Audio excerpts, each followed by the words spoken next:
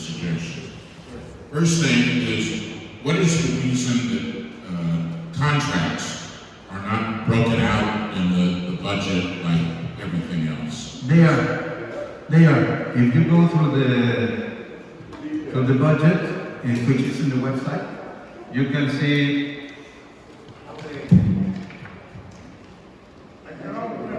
Okay, all right, that's a good answer. Yeah, it's here. All right. Second part is like on the slide presentation. We all appreciate that because we do want to see where our money is spent, and I know a lot of time and effort is put into it.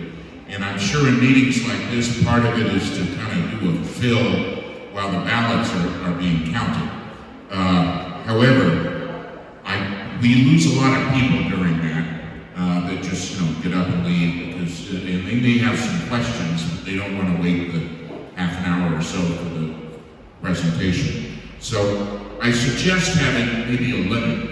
If it's something that costs less than $250 or something, like the 3 glasses or whatever that probably costs $8 each, so $24 for 3 of them. I don't think we need a presentation of that. We see it in the budget, what's being spent for fill-in kind of things. We do want to know, the new vehicles that are bought, major repairs that are necessary, things that cost X dollars or more, and we can set that limit. And I would guess that the presentation would be cut in half then, and number one, be more interesting. 2, you probably lose fewer people. And 3, you can fill that time with beginning the questions and answers maybe sooner, or other valuable information, or perhaps cutting the whole thing a little bit short. So I'd like to see that. My gosh, that's all I got this time. So everything else is good. Yeah, it's okay, and I think so. You're right because sure, it's a long one because it's a yearly one. Usually in the town halls it's shorter because it's divided in 3. Right now it's the whole 3 put it in 1. But yes, as a matter of fact, we always say if you want to see the full presentation, usually in the town halls we usually make it shorter, and we say if you want to see the rest, you can go to the website because it's posted there. It's in the website too. So yeah, we will do. What we do is we will take the small things out. We will leave the big money in. One other thing I thought of, and I didn't write it down, and so I forgot to ask it. I know the HOA is limited in income sources in that you have to meet a certain requirement of how much of it is paid by HOA fees versus other income coming. But I don't know if we hit that total each year. So I'm just suggesting a potential additional way for income while still maintaining your non-profitability. And that is that I see a lot of people external to the ranch. They'll buy, for example, the pass to play golf and so forth. And I know that the new group, the renters of the 3-month minimum rental in the 8-room apartment or whatever that's being built are not actually HOA people, but they'll get HOA benefits.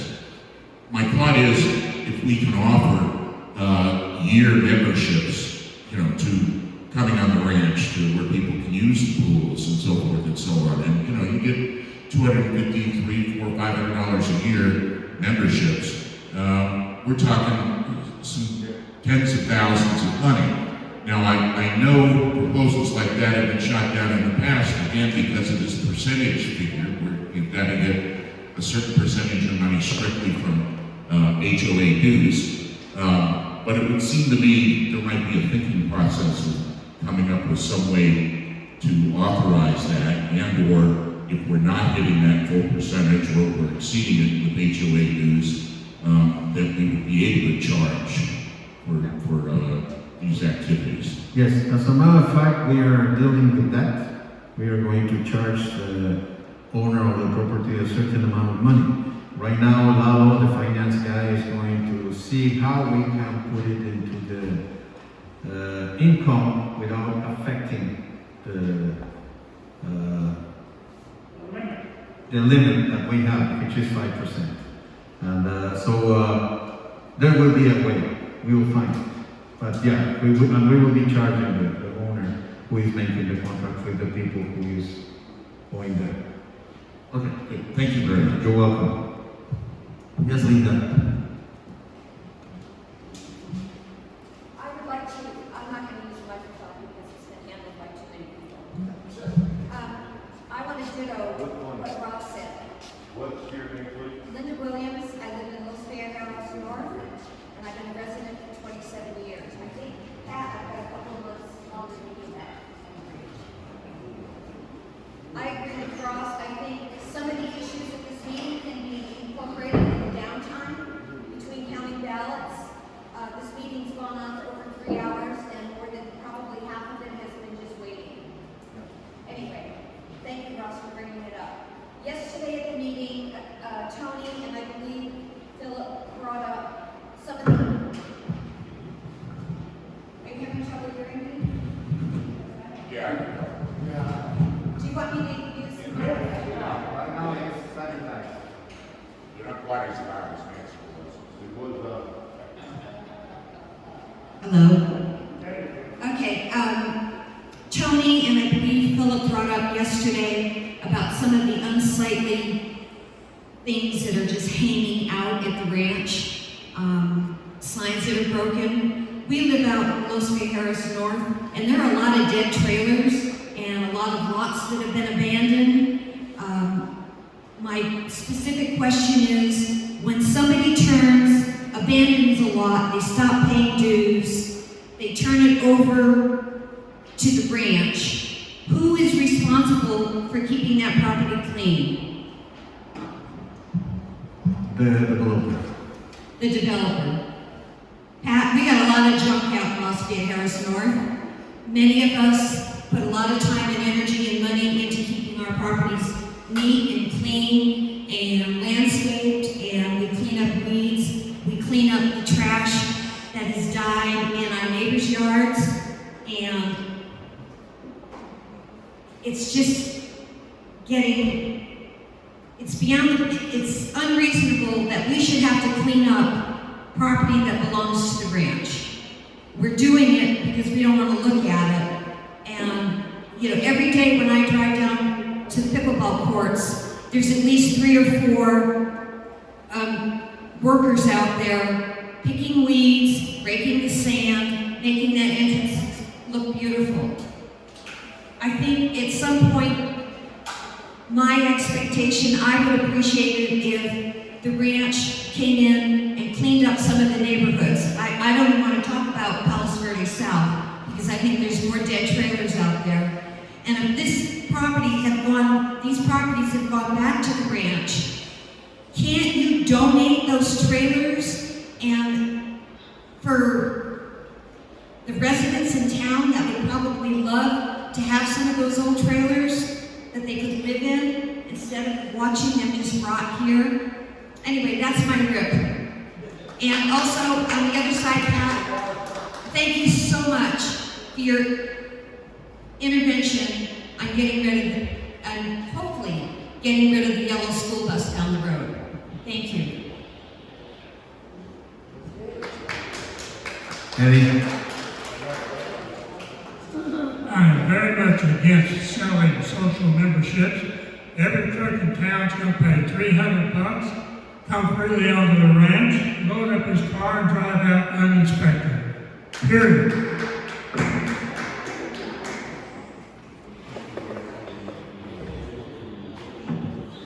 Let me just address what Linda talked about.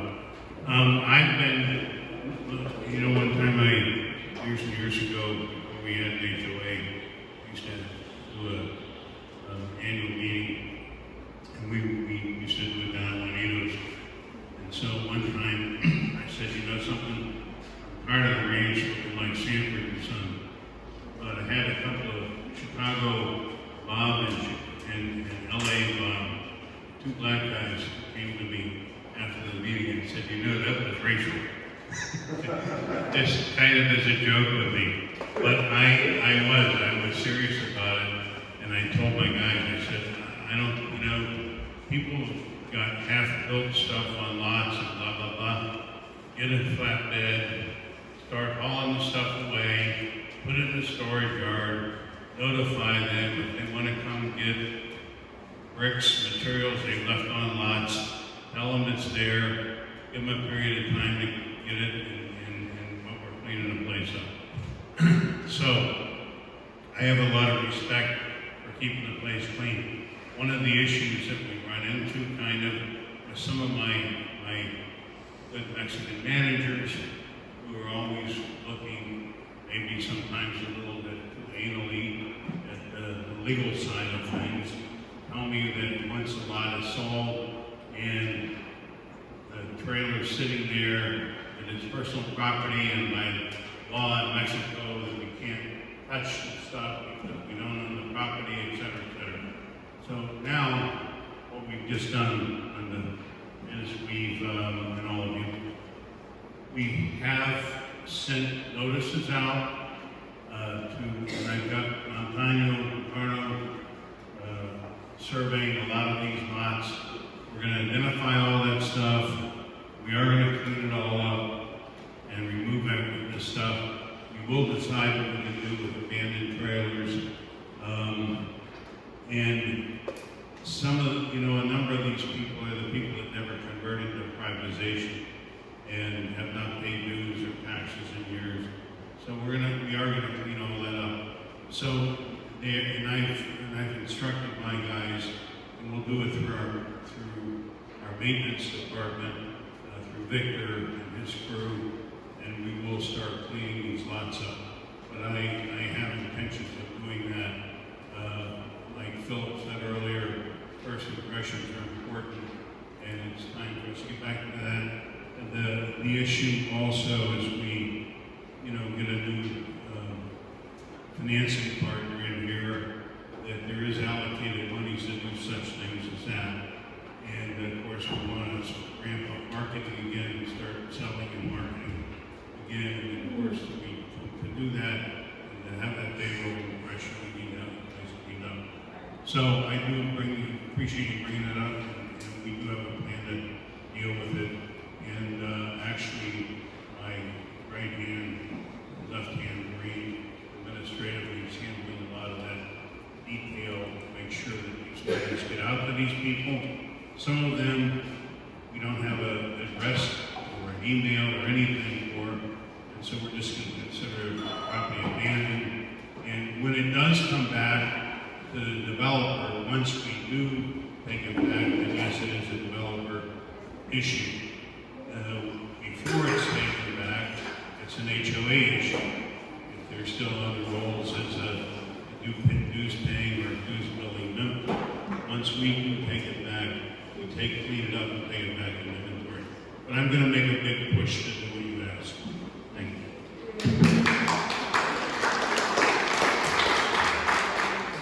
you. Okay, thank you for all of you for being here.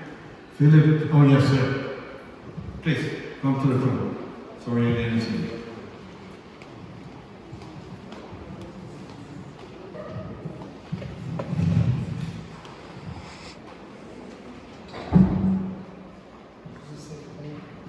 My name is Michael Lawrence. I have owned property here for 11 years and have been coming down here for 29.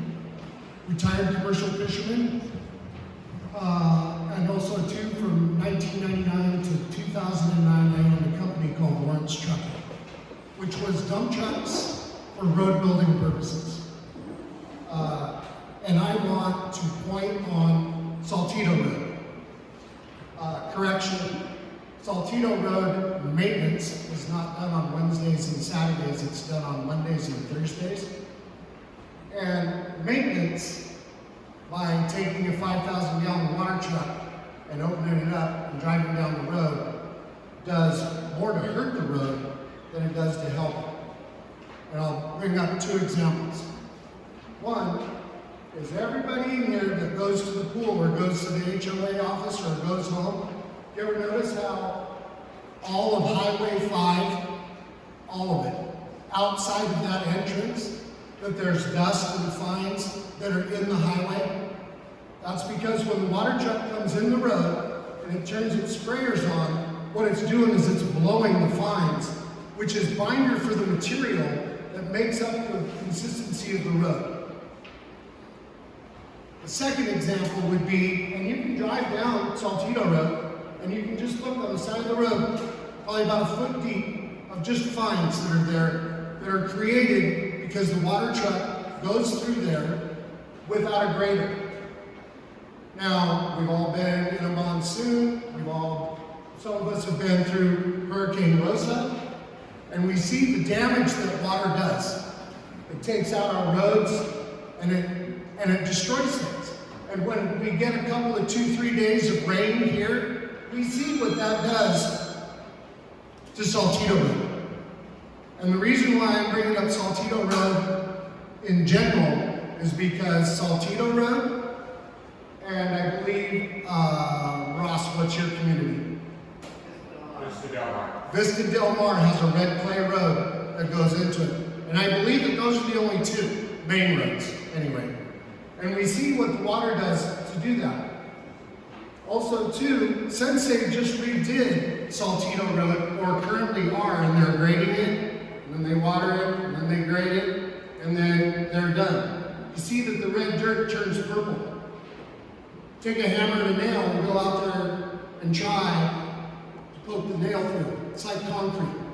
The water is useless. And by wasting, I don't know, 10,000 gallons of water a week of fresh water, that I'm sure that comes from Hacienda del Sol, it's kind of a waste. It's a waste of water without a road grader.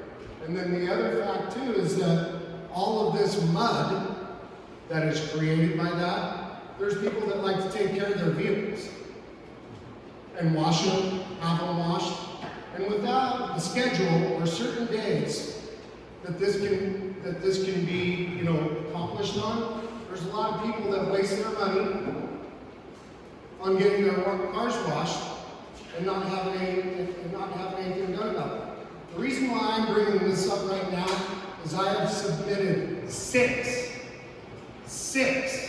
RFAs, 3 handwritten, 3 online. I have not gotten one reply. Not one. Okay, thank you for telling us that, and good that you know all about the roads, because right now we can get help from you, because you know how to do it. I've offered my help, and I've gotten absolutely no response. We will contact you. I'll make it sure. Thank you. Ricardo will take note of that, and he will contact you.